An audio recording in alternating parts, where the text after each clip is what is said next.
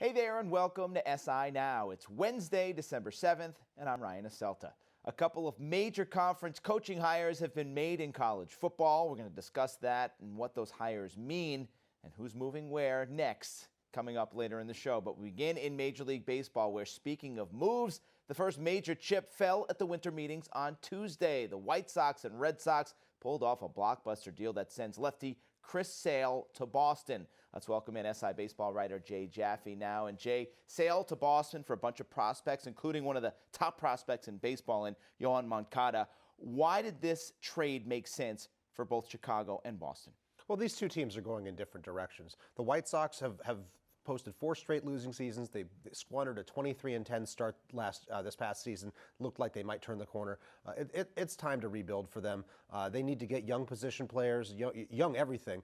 And Chris Sale being signed to a dramatically undervalued contract, 3 years and about $39 million. It made sense to cash in on that and to get 2 or 3 really strong prospects that they could build around going forward. The Red Sox, they won 93 games last year, returned to the top of the AL East, but they were unable to get past the first round, in part because their starting pitching had been hit kind of hard. They lost Stephen Wright to an injury. They'd had some other issues in the rotation. David Price and Rick Porcello didn't give them the strong starts.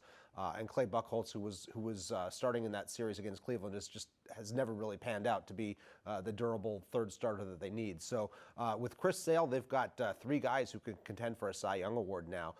This is a very strong rotation, and we should expect the Red Sox to be the heavy favorites in the American League right now. Yeah, I mean, you got Sale's a 5-time All-Star, 27 years old, and you mentioned his contract, which is very team-friendly. What does he bring on the mound? The type of pitcher he is. He's unique. He's got a unique delivery. He's big, he's lefty, and he throws real hard. Yeah, I mean, his mechanics and style of delivery, I mean, there's nobody else who throws like him. There's nobody who you can go back and look at the video and say, oh, this guy is an analog to him. If I look at this video and see how I did against this guy, I'm sort of prepared to face Chris Sale. This is a guy who misses a ton of bats, but who has sort of revised his pitching process last year to maybe back off on the strikeouts a little bit, get a few more ground balls so he could go deeper into games. It's paid off. He has been one of the top pitchers in the league despite pitching in a very hitter-friendly ballpark in Chicago. Very tenacious, aggressive, competitive guy. I think that'll wear well in Boston. All right, when we talk about the Red Sox, of course, the mention of the Yankees is not going to be too far away, Jay. General manager of the Yankees, Brian Cashman, said that this was a Kevin Durant move for the Red Sox, that they're now the Warriors of Major League Baseball. What do you think? Are the Red Sox now the clear-cut favorite, at least in the East, if not the American League, or is kind of Cashman posturing a little bit, which he has a tendency to do? Well, Brian Cashman's always going to do a little bit of posturing. I mean, he enjoys that back and forth with the media.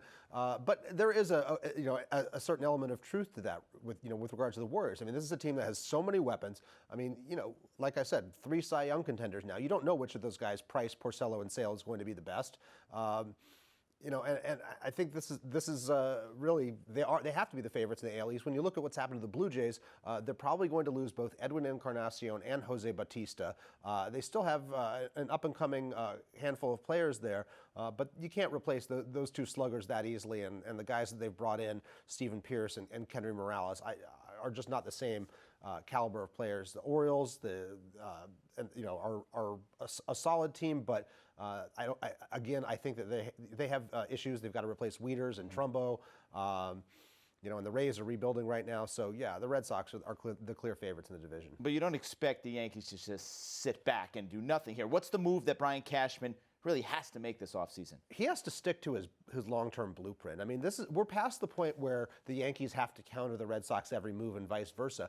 When the Yankees decided to trade away Chapman and Miller last summer, and then Brian McCann over the winter, Carlos Beltran at the deadline as well, they committed to a youth movement, and I think that was the right move.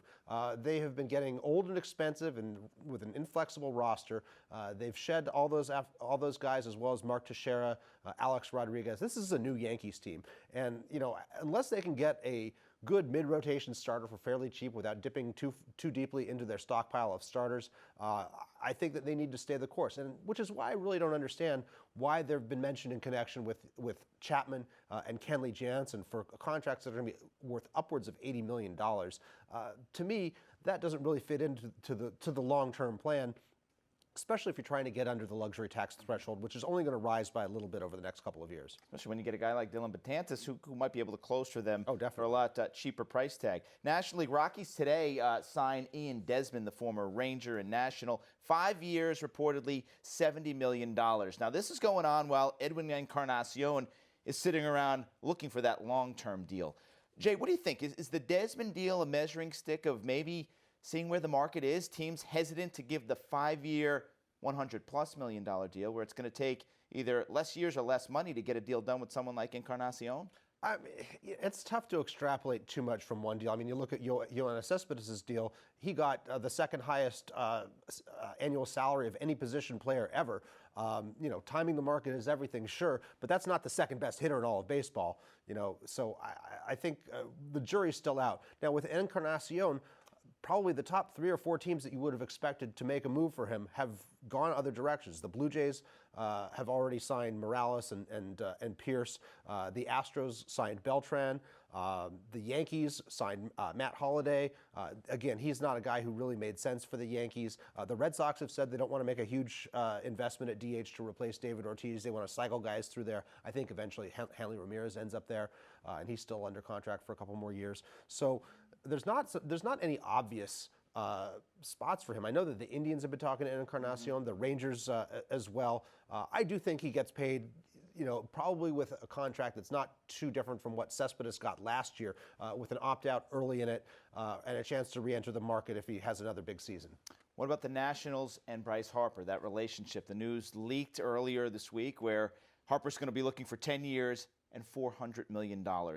Do the Nationals hear that and possibly start shopping their all-star outfielder? I don't think so. Right now, they are under so much pressure to win because they've added some big names over the last couple of years. Max Scherzer, they recommitted to Steven Strasburg last year. He would have been the top free agent starter on the market. Obviously, had some injury issues late in the year. They have to get out of the first round to show their fan base that they're truly committed to this, despite all the money that they're spending here. I think holding on to Harper as long as they can, maybe with 1 year to go, is when you start shopping him. But right now, I think they want to win with Harper because there's nothing that stands a better chance of keeping him in town than winning and drawing more revenue and convincing him that that's where he wants to be. I can only imagine the haul that Bryce Harper would bring in on the trade market. We shall see. There also the Nationals linked to Andrew McCutchen. We'll see if that pans out this week. Jay Jaffe, thanks as always, man. Sure thing.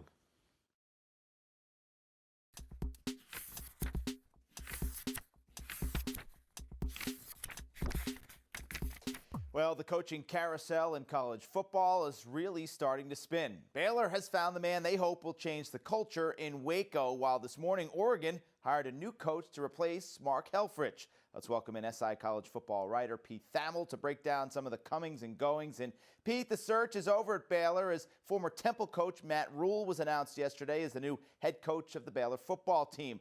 First, from strictly a football perspective here, how would you grade this hire? Ryan, it's a very interesting hire because culturally, in a couple different ways, it's a weird fit. Matt Rule is more of a pro-style, hard-nosed kind of coach. In Baylor, it obviously run the hyper Art Briles spread tempo system there. And geographically, it's a little bit of an unfit, too. Matt Rule is from Pennsylvania. He's kind of a Northeast guy. So this was by far, to me, the most surprising and unexpected hire of the coaching carousel. If you're Baylor, you get one of the best names on the board. I mean, Matt Rule is, I believe, got 9-3 consecutive years at Temple. He won the American Conference title game this year, so I guess he went 10-3, and has had Temple, which was once the paragon for college football futility, ranked nationally at the end of the last 2 regular seasons. So it's an impressive hire for Baylor, considering the depths that program's plummeted to. You mentioned Rule from Pennsylvania. He has no ties to the state of Texas. How much of an effect will that have, and challenge is it for him when it comes to recruiting? Well, the fascinating part of this hire will be how he constructs the staff. Obviously, he's got to hire some guys. Texas high school coaches love Texas coaches. It is one of those weirdly incestuous things. So, and Matt is certainly savvy enough as the son of a high school coach to know that. And I really think he's going to, have to hire a bunch of staff from that area.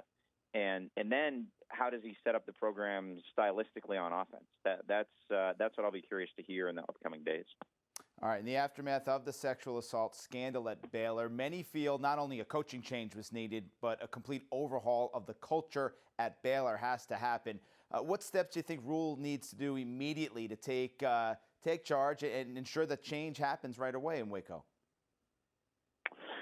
Well, the good thing for Matt there, Ryan, is that he's going to be aligned with the new athletic director there, Mac Rhodes, and Mac came in the wake of the scandal in place of Ian McCaw, and Mac and Matt are tight from their days in the American Athletic Conference when Mac was at Houston, where he hired Matt's good friend Tom Herman, and so there is a strong relationship there. The hard part of the Baylor job is going to be the unintended consequences of the scandal that are still simmering. You're going to deal with headlines that say gang rape that you've had nothing to do with, and there's just a general stigma around that university that's going to have to take a little while to lift off. So that is part of that is going to be part of the fight there. Problems that he had nothing to do with creating, but it's going to have to do somewhat with fixing. Yeah, you mentioned AD Mac Rhodes. He said the school was looking for a coach that shared, quote, our values. Now, as a school as a whole, many of those values were called into question during the university's handling of the sexual assault scandal. What values do you think Rule brings to Baylor, and is it really about the relationship between Rhodes and Rule that makes this hire work? Yeah, well, Matt Rule has an impeccable reputation as a human being in the coaching industry. He's certainly well known throughout that industry as just one of the better people. A great anecdote about Matt is I went to one of their practices this summer. We were talking about coaches who limit NFL scouts, and he said, "Well, would the business department limit the access J.P. Morgan has to the students? They're potential employers. Of course, they're welcome here anytime and can stay as long as they want." I thought that was like a good little insight into how Matt thinks a little bit differently than maybe some other coaches who are paranoid lockdown guys. All right, let's switch gears to the Pac-12, where Oregon has hired South Florida's Willie Taggart as the Ducks' new head football coach. Taggart had a losing record over 4 seasons at USF. Pete, why is he the right guy to replace the recently fired Mark Helfrich?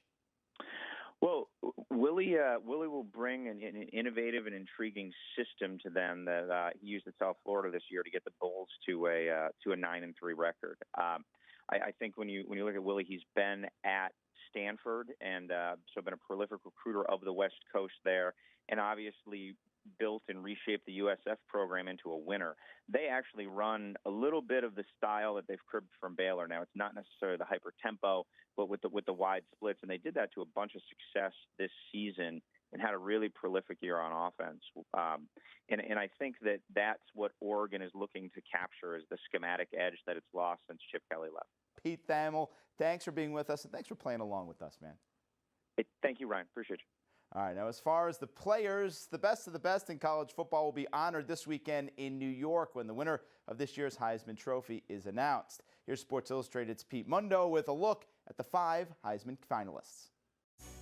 With the Heisman finalists all set, this week's SI.com Heisman rankings start with Michigan do-it-all star Jabril Peppers, as he becomes the first primarily defensive player to receive an invite since Notre Dame linebacker Manti Te'o back in 2012. At number 4, Oklahoma wide receiver D.D. Westbrook. His 12 receiving touchdowns of at least 40 yards, most by any player since 1996. His teammate quarterback Baker Mayfield is number 3, as they become the first teammates since 2004 to earn Heisman invites. Back then it was also 2 Sooners, Adrian Peterson and Jason White, along with USC's Reggie Bush and Matt Leinart. Clemson quarterback Deshaun Watson is number 2, as the Tigers just won the ACC and prepare for Ohio State in the college football playoff. At number 1, it's still Louisville QB Lamar Jackson, after becoming the first player in FBS history with 3,300 passing yards and 1,500 rushing yards in a season.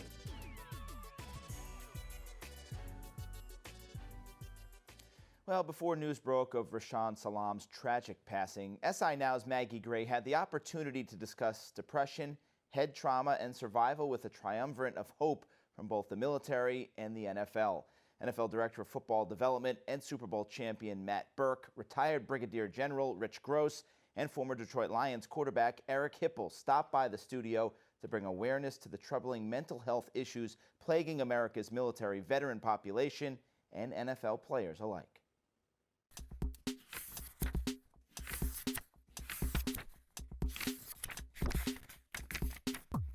Matt Burke, Brigadier General Rich Gross, Eric Hipple, you guys are all here on behalf of the After the Impact Fund. And General Gross, really what this does is it brings athletes and veterans together. You're giving them money, you're giving them services. What are some of the overlapping issues that you see both former professional athletes and veterans dealing with? Well, first we find the two populations have a lot in common even before they have these injuries they have to deal with. They're used to playing on teams, they're used to working together, high levels of training, they're used to taking coaching and leadership, but we're also unfortunately seeing that a lot of commonalities in the injuries they're getting. We're starting to find CTE in the brains of some of the military who've gone through IED blasts or other attacks there, and we've seen the similar injuries obviously in retired NFL players, and they're dealing with some of that as well. Yeah. So you've got common injuries in the two populations. We just saw recently, Eric, that the NFL, one of the highest executives in health and safety, admitted that there is a link between football-related head trauma and CTE. Knowing what you do now, does it change your view of the game? No, it really doesn't. I think it comes to your own personal decision to make. But if you know what the consequences are, and you're able to make that judgment, is it worth playing the game and all the things that you get from it for this percentage of injury that might be out there. So it doesn't change my mind. They made the game much safer. The rule changes, the protocols, and so I think if you take the hitting during practice, out of it, then it makes quite a bit of difference of how many times you are getting hit in the head. Matt, how difficult is it for athletes to seek out this kind of help? It's hard. I mean, as a football player, you're taught that you can overcome anything. You just kind of work through it. That you're tough enough, and that's kind of what it takes to play in the NFL. And when you're done and when you're hurting, it is hard to reach out and say, I need help. I think that's one of the great things that's come out of the last 5 or 10 years. Is this is in the conversation. We know that these issues are very real. And the culture has changed where it's okay for a player at any level to say, hey, I might have a concussion, and coaches recognize that and they respect that. I think probably when Eric played, guys were less forthright with information and didn't want to admit those kind of things and pull themselves out. Yeah, but even now, Eric, for example, you have Jerry Jones who called the science absurd, linking football and CTE, or you'll have Roger Goodell who says you can get hurt sitting on your couch and sort of minimizes a little bit how brutal the game can be. Even Donald Trump said that the game's getting soft. I mean, these are people in high positions of power. When they talk like that, what's the message that they're sending? I think part of that message is don't overreact completely. And I think there's some merit to that. I mean, what we see injury-wise and the guys that we're treating, it's not just head injury or it's not just trauma. It's a combination of that and the transitional pieces to go along with it too. I mean, just that transition itself is somewhat traumatic because you take everything that you've done since you're 7 years old and it just comes to a stop. And so what I've noticed, what we were seeing in former players actually is they're getting classified. So if you start having trouble, well, it must be a substance problem, so you're drinking too much, so they put you over there. Or if it must be a psychotic problem, so we're going to put you in the psychiatry. And there's not anything there in that middle ground that actually looks at the person and say, let's figure out and unwrap this and see what's going on with this person. And then we can get to the complex issues. And that's really what the After the Impact program is about, is finding that individual treatment for that individual person, sure, whether it's a veteran or a player. You sought that treatment yourself after you attempted suicide by throwing yourself out of a car at 70 miles per hour. It's so sad that your son at 15 years old took his own life. What do you want people to know who are struggling out there? Well, first of all, that they're not alone, because that's what I felt. It was like 6 years after I was done playing, and even though financially I was doing really extremely well, but it was that loss of not identity, not knowing who you are, and nobody to talk to or nobody to turn to, and you think you're the only person going through it. And so when I got to the point where I thought maybe my family would be better off without me, that's how worthless I felt, is when I had my event. And I see that with a lot of players and even veterans, that they think they're the only ones going through this, and they're not. And I think that's the biggest picture, is not knowing that you're not alone. Yeah. General Gross, do you see that veterans can really learn from athletes and vice versa? Absolutely. It's amazing when these two are talking about what's going on in their population and their culture. It's the same thing we've been dealing with in the military now. What we've seen, and Eric was really one of the ones who first saw it, is this amazing thing where you put a couple of veterans together and put them through a program, they do pretty well. You put a couple of football players through the program, same thing.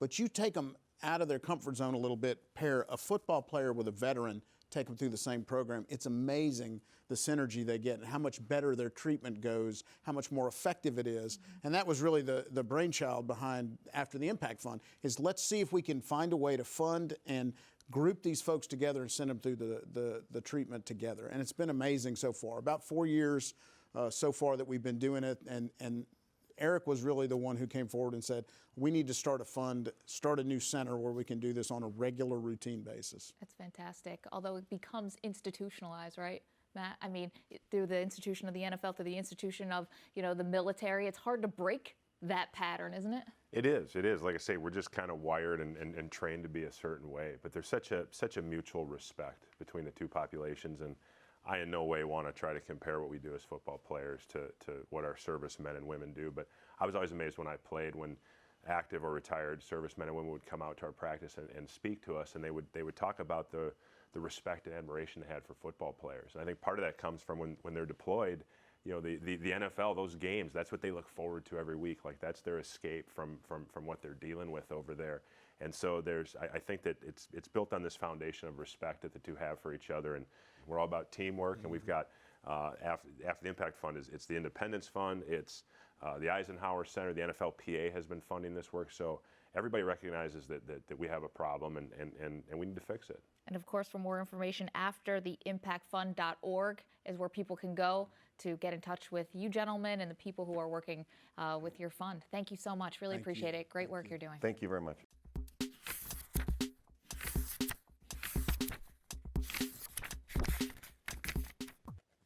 Really a great project. Thanks to the guys. Of course, thanks to Maggie as well. And that's going to do it for this Wednesday episode of SI Now. We'll see you back here tomorrow at 1 p.m. Eastern, when we'll be joined by Super Bowl champ Marcus Allen and Olympic gold medalist Simone Biles. Until then, stick with SI.com and don't forget to follow us on Twitter at SI Now Live.